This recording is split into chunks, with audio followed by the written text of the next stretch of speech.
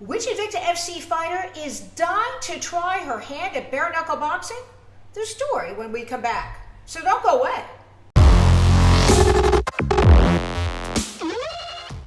Hey there, Muslim MMA fans, and welcome back. We are talking to Invicta FC fighter Christine Ferea, who joins me all the way from Vegas today. Christine, what's up, girl?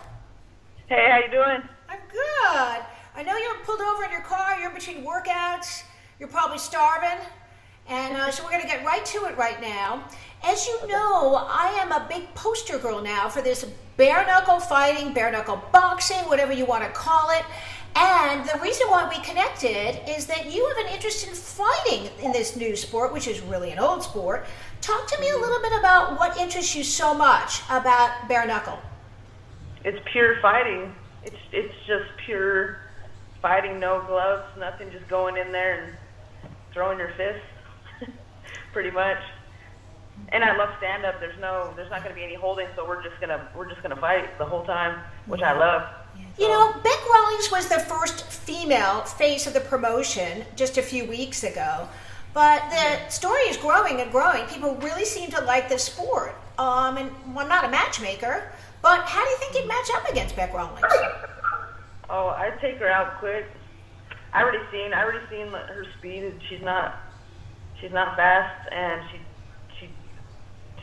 I don't want to disrespect the girl she fought, but not even close to the caliber that I am, and she should have finished her in the first minute.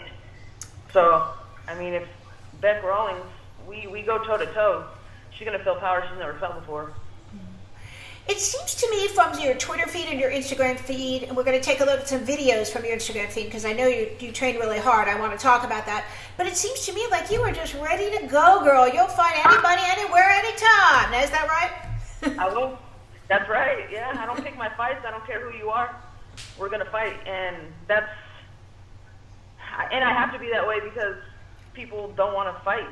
You know, they want safe fights, and I'm not a safe fight. Yeah. Well, I applaud you for that. That's pretty cool. How did you get involved in the sport? I was a street fighter, and then thinking I could go in there and just fight these fighters and beat them up, and I learned real quick that that's not the case. Yeah, there's a lot of skill. People don't realize, you know, one of my goals as a reporter is to try and kind of educate people that, you know, besides you guys being superhuman athletes, and you really are, anybody in this sport that's competing in the sport that makes it pro, it is superhuman because the workouts are crazy. You're there up in the morning, and then I know you take a little nappy in the afternoon. Maybe I would be falling over, and then you come back at night. And some of these strength and conditioning moves, and some, by the way, we might as well just get right to it as well. Your training is insane. Let's talk about a typical training day for you. Okay. Well, depending on if I'm working that day, in the morning, I'll get up, I'll run or do weights, depending on the day. Then I go to work all day, physical job. I paint, do maintenance stuff, try to stay out of the sun, the Vegas sun. And then when I get off work, I go to training again until about 8, 9. And depending what gym I'm at, if I'm going to my boxing gym, it's a 4-hour training. If I go to my Muay Thai gym, it's about 2.5-hour training. Wow. So it varies. When do you sleep? Right when I get home. So I don't do anything else. My dinner's made, my wife has my food made, everything's set out, and especially when I'm in camp, she's really good about it. Good for you. Yeah, and then have my bath, take a bath, and go straight to bed. Good for you. It's important to have a supportive partner. I think that really makes a big difference because so many people don't really understand, as I said, the challenges of being in this sport, the physical and mental challenges. Before we get down to some more interesting comments, I have a quote from you from IG. And you wrote, "What motivates me? The fear of being average." Let's talk about that. Oh man, that's a scary thing to think about, being average. I don't know. I just the 9 to 5. I do my 9 to 5, and it's just I get through it to be able to you know, live out my dream. But to just have my 9 to 5, I don't know. I would be pretty. Mm-hmm. I don't know how I would take that. Well, you had a tough loss last time at Invicta. Looking back, it's easy to talk about it now, but I'm just curious, what would you have done differently? I don't. I had a gym switch. I had an injury, so it was just a bad training camp. pretty much. I wasn't prepared mentally and physically for the fight. And I broke my hand in the first round, so. Right. Yeah, I remember So that. I it was saw just that. bad. Oh, Yeah. you girls, you break your hands in the first round. Uriah Faber fights the same way, and that's why we all love you guys and girls. How's your hand feeling now? Great. Okay. It feels so much better. I got surgery on it and had some, the plate and screws put in there, and I'm able to hit, and it feels solid, doesn't hurt, not sore when I'm hitting with it. So I'm looking forward to getting back into even MMA. I was going to do just Muay Thai for a while, but my hand's fine. You have a strong Muay Thai background and actually fought for Lion Fight at one point. Can you educate our viewers a little bit about your Muay Thai background? Because looking at some of the training camp videos, I see that Muay Thai background. Yeah.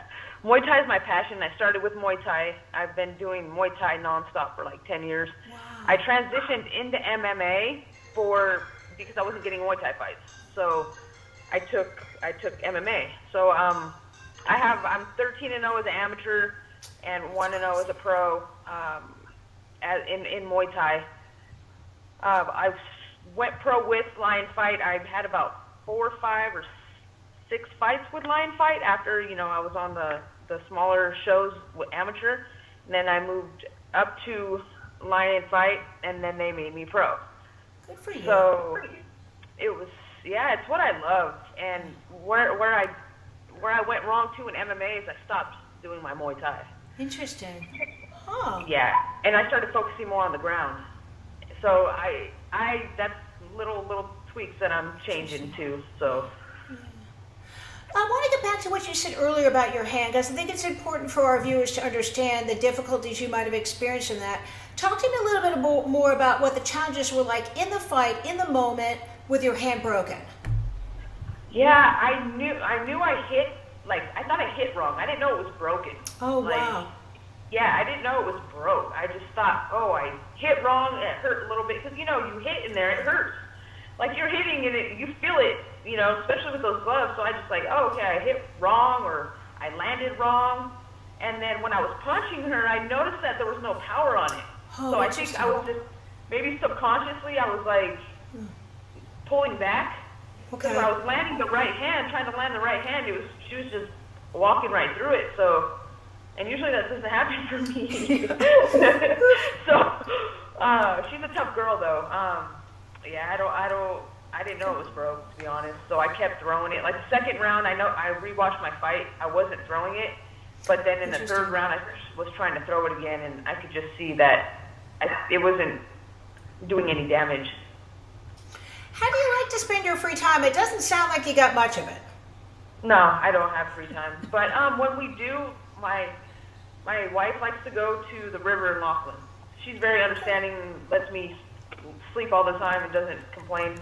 But we'll go out to Laughlin and just chill by the river. It's really cold water, and I actually work out there too. I'll run against the current. So that's kind of like what we like to do. What's the message, if Bec Rawlings turns into this interview, that you'd like to send to the BKB people and Bec Rawlings? What's your message to them? My message? That I'm coming to take over. Anywhere I go, I'm there to dominate. And the only reason why I wasn't hurt, we didn't go toe-to-toe the first fight was because my hand was broken. Okay. So she just got lucky this time. Good enough. Before we go today, would you be so kind as to give us all your social media handles so that my Must Love MMA followers and the Invicta followers and all the MMA followers can follow you? Okay, my Instagram is Can't Faze Me, KANT, period, FAZE, period, ME, me, and my Facebook is Christine Ferea. Okay. Very good. And before we go today, I also want to remind the Must Love MMA family and my viewers, you can find me on Twitter at Susan Cingari, IG Susan Cingari MMA, and on Facebook at Susan Cingari MLMMA. And guys, I'd be really grateful if you subscribe to this interview and leave a comment below. We can have Christine back on again and get more questions. Who knows what's going to happen here? So leave those comments below. Christine, thank you so much for taking the time to speak with you. I wish you good luck. Obrigado. Thank you. All right, thank you. Thank you.